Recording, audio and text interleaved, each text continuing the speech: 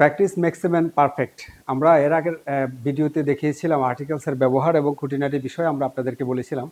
তো আজকে আমরা কিছু প্র্যাকটিস করব, সরাসরি প্র্যাকটিস করব উইথ এক্সপ্লেনেশন। আমরা এক্সপ্লেনেশন দেব। আশা করছি যে আপনাদের এই ভিডিওটা আপনাদের সাহায্য করবে আরও কীভাবে পারফেক্টলি আর্টিকেল ব্যবহার করা যায়। আমরা প্রথম এক্সাম্পলটাই দেখি। We all should have respect for dash women. তাহলে আমরা কি এটা এখানে এ ব্যবহার করব না এন ব্যবহার করব? আমি আপনাদেরকে 2টা সেকেন্ড সময় দেব। আপনি প্রথমে আনসারটা করে দেখতে পারেন, তারপরে আমরা ব্যাখ্যা করছি। We all should have respect for dash women. তাহলে আমরা এখানে কি ব্যবহার করব? আসলে আমরা এখানে ব্যবহার করব, নিশ্চয়ই এর মধ্যে আপনারা একটা আনসার করে ফেলেছেন। আমরা এখানে এ ব্যবহার করব। এ কেন ব্যবহার করব? আপনার কাছে মনে হচ্ছে যে ডাব্লিউ ও ওমেন হবে। আসলে এটার উচ্চারণ কোনোভাবে ওমেন নয়, এটার উচ্চারণ হচ্ছে ওয়েমেন। এটার উচ্চারণ হচ্ছে ওয়েমেন। আপনি ওয়ে শব্দটাকে আপনি বিশ্লেষণ করতে পারেন এভাবে, এইভাবে আপনি লিখতে পারেন women.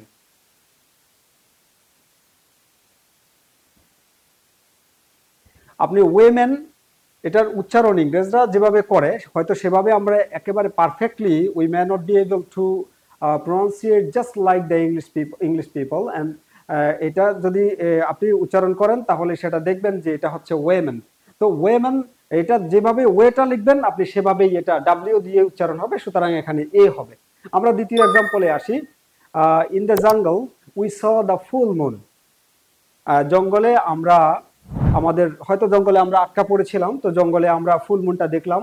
We took it to be dash. এটার উচ্চারণ এখন করবেন আপনারা, that that omen of our safety. এটা ওমেনের মতো উচ্চারণ, কিন্তু এটা ওমেন নয়, ও এম ই এন। এটার অর্থ হচ্ছে সাইন, সিগনাল, একটা symptom. That means sign, signal or symptom. তো এটা we took it to be dash omen of our safety. তাহলে এটা কি হবে? এ হবে অথবা এন হবে, কোনটা হবে? এটা ও এর উচ্চারণ দিয়েছে, দেখুন এটা ওয়েমেন, এটা ওয়েমেন, এটা ওমেন নয়, এটা ওয়েমেন, সুতরাং এটা এন হবে, সুতরাং এটা এন হবে। আর এটা দেখুন ডাব্লিউর উচ্চারণই হয়েছে, আর এটা ওটা ওয়েমেন হয়ে গেছে, ও দিয়ে শুরু হয়েছে, এই জন্য এটা এন হয়েছে। এবার দেখুন আমরা এটার মধ্যে আসি। এটা দেখুন কি হবে? ওর্ম, এটা ওয়ার্ম, এটা ওয়ার্ম, এটা warm. Dash warm does not frighten me. তাহলে আমি কি বলবো? একটা পোকা আমাকে ভয় ভয় দেখাতে পারে না বা ভয় দেখায় না। তাহলে আমি কি বলবো? এ ওয়ার্ম নাকি এন ওয়ার্ম?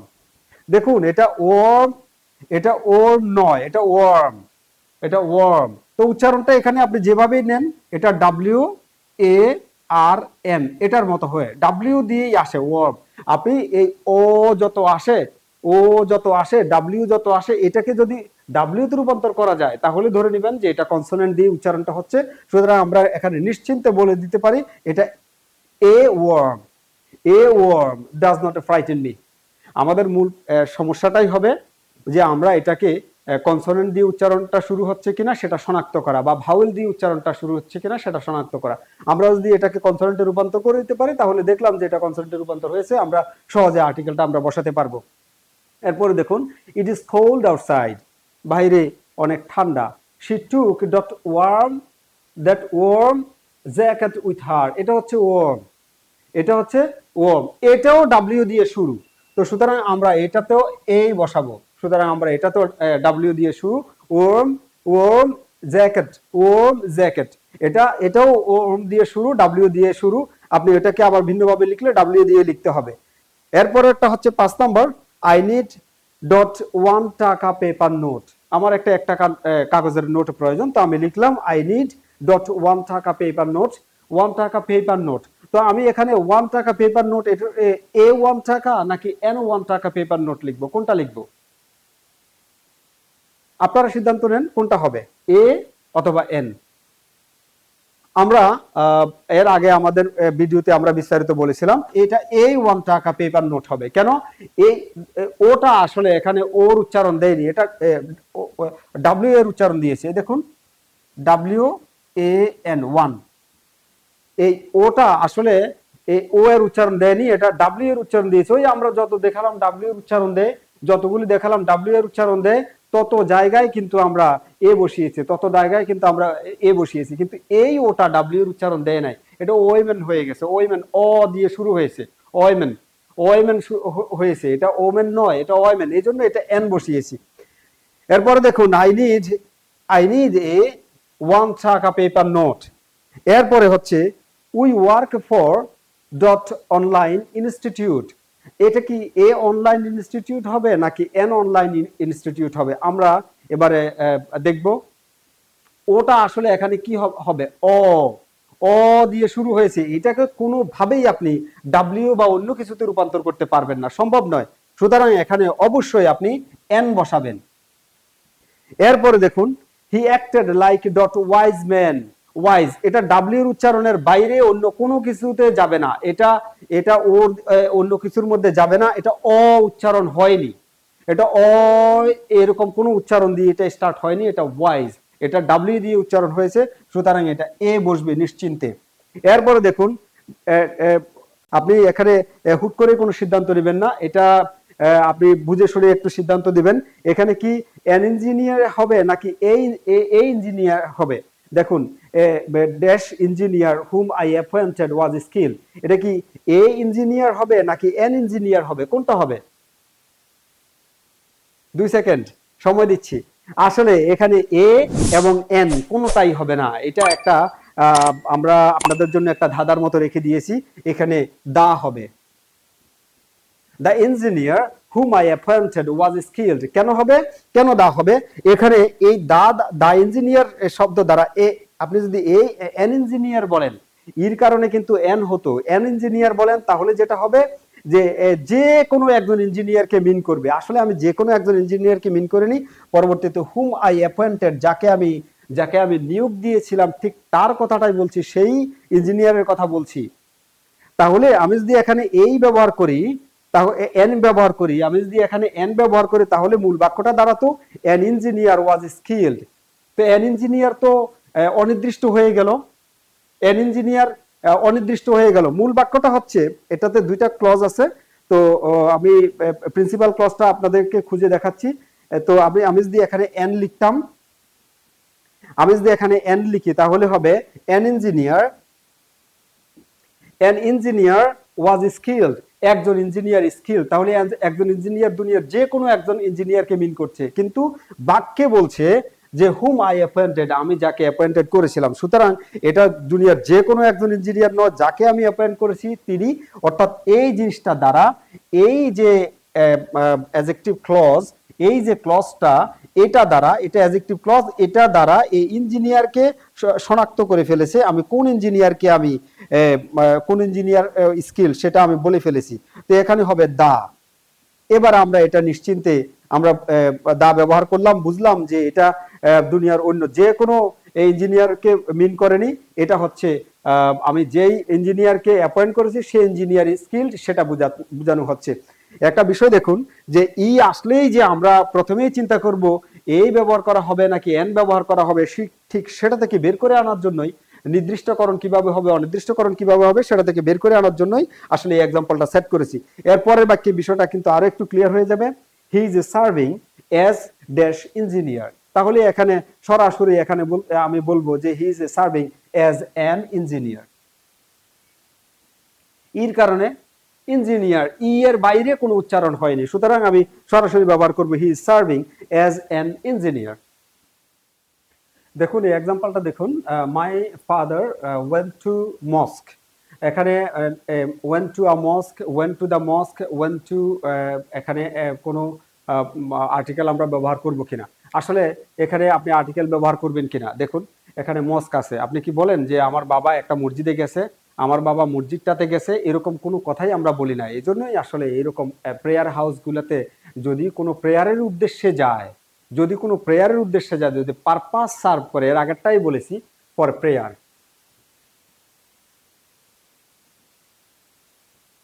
তাহলে আমরা সরাসরি আমরা এটাতে কোনো আর্টিকেল আমরা বসাই না, দা বসাই না, সুতরাং এখানে ক্রস হবে। তাহলে দেখুন William went to the church হবে নাকি ক্রস হবে? আসলে এখানে ক্রস হবে। এখানে ওয়েন্ট টু দ্য চার্চ হবে না, went to church for worshipping.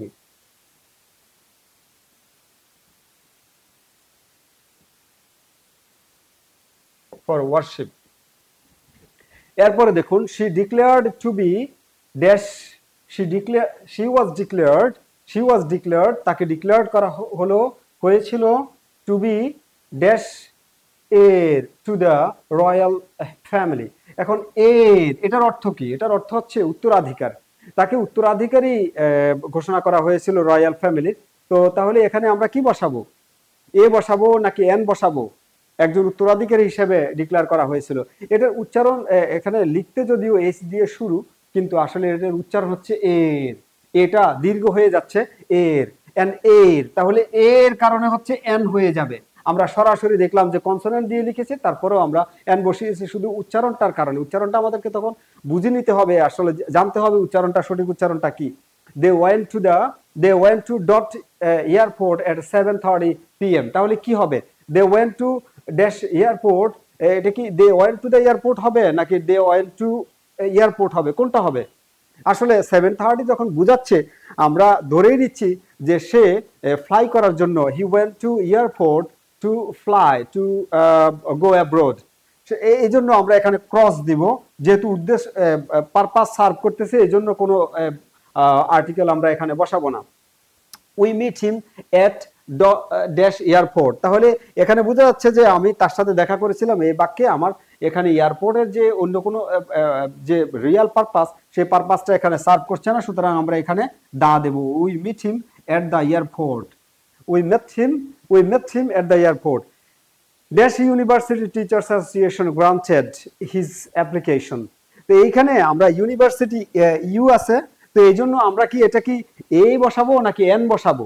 আমাদের ছাত্রছাত্রীরা, আমাদের ছেলেমেয়েরা আসলে একজন পরীক্ষার্থী সে চাকরি এক্সামে বসুক বা যে কোনো প্রতিযোগিতামূলক এক্সামে বসুক বা একাডেমিক এক্সামে বসুক, যেহেতু ইউ আছে প্রথমেই তার মাথায় আসবে এখানে আসলে এ বসবে না এন বসবে। তাহলে আপনারা বলুন আসলে কি হবে, এ অথবা এন, কোনটা হবে? আসলে এখানে এই ইউ এটার ওই সেই পারপাস সার্ভ করবে না, যেটার কারণে এই অথবা এন বসবে। আমরা এখানে দা বসাবো, ব্যাখ্যা দিচ্ছি। এটা হচ্ছে এই যে টিচার্স অ্যাসোসিয়েশন, সেটাকে মিন করছে। এই টিচার্স অ্যাসোসিয়েশন, আপনি বলতে পারেন না একটা টিচার্স অ্যাসোসিয়েশন তার অ্যাপ্লিকেশন গ্রান্ট করেছিল, না, আপনি নির্দিষ্ট একটা টিচার্স অ্যাসোসিয়েশনকে কিন্তু লক্ষ্য করে আপনি একটা রিপোর্ট তৈরি করছেন। যেহেতু এই রিপোর্ট তৈরি করছেন, আপনার প্যাসেজে বাক্যটা এটাই আসবে, the university teachers association granted his application. এখানে ইউ থাকার পরেও আমরা এখানে দা ব্যবহার করেছি, এ অথবা এন ব্যবহারের চিন্তা আমরা এখানে করব না, কারণ এইটাকে নির্দিষ্ট করে বলে দিয়েছে। এইটা একটা নাউন, পুরোটা মিলাই একটা নাউন, একটা জিনিসের নাম, একটা সংগঠনের নাম, university teachers association.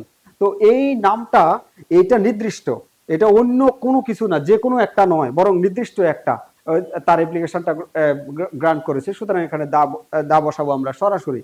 she went to dash a police to file a case। তাইলে আমরা কি বলবো এখানে, she went to the police নাকি she went to police, কোনটা আসলে কোনটা হবে? এখানে এই আপনি দা বসাবেন, she went to the police, এটা নির্দিষ্টকরণ হয়ে গেছে। বাস। এরপরে দেখুন we know that you are dash officer, you are dash officer who saved the students। আপনি আপনি অফিসার যিনি ছাত্রছাত্রীদেরকে রক্ষা করেছিলেন, একটা বিপদে পড়েছিল ছাত্রছাত্রীরা, তখন সেই অফিসার তাদেরকে রক্ষা করেছিল। তাহলে কি হবে? উই নো, আমরা জানি যে ইউ আর দা অফিসার নাকি ইউ আর অ্যান অফিসার, কোনটা হবে? নাকি এখানে ক্রস হবে? এখানে ও আছে, আপনারা ভাবতে পারেন যে এখানে ও আছে, যেহেতু এখানে এন অফিসার হবে। আসলে ভালো ভালো ইনস্টিটিউশন, স্কুল কলেজগুলোতে যদি একটু ইনোভেটিভ কোশ্চেন করে, যদি একটু স্ট্যান্ডার্ড কোশ্চেন করে, তাহলে প্যাসেজে এরকম কিছু টুইস্টিং থাকবে, যেটাতে ছাত্রছাত্রীরা প্রথমেই এ অথবা এন এর কথা চিন্তা করবে, কিন্তু এটার বাইরেও কিছু হতে পারে। এখানে আসলে হবে দা। We know that you are the officer who save the students. আপনি এন অফিসার হবে না, আপনি একজন অফিসার। আপনি এটা বলবেন না যে আপনি একজন অফিসার যিনি তাদেরকে রক্ষা করেছিলেন, না, হবে না। আপনি সেই অফিসার যিনি তাদেরকে, আমরা জানি যে আপনি সেই অফিসার যিনি ছাত্রছাত্রীদেরকে সেভ করেছিলেন। তাহলে এখানে আমরা নির্দিষ্টকরণ করে দিচ্ছি। আর উই নো দ্বারা আরো একটু ক্লিয়ার হয়ে যাচ্ছে, আমরা এই অফিসারটাকে আমরা চিনি, নির্দিষ্ট একটা ব্যক্তি। তো আশা করছি আমাদের এই প্র্যাকটিসের সাথে থাকবেন। আমরা ক্রমান্বয়ে আরো প্র্যাকটিস দেব, এই বিষয়গুলি আপনাদের কাছে আরো স্পষ্ট হয়ে যাবে। ধন্যবাদ।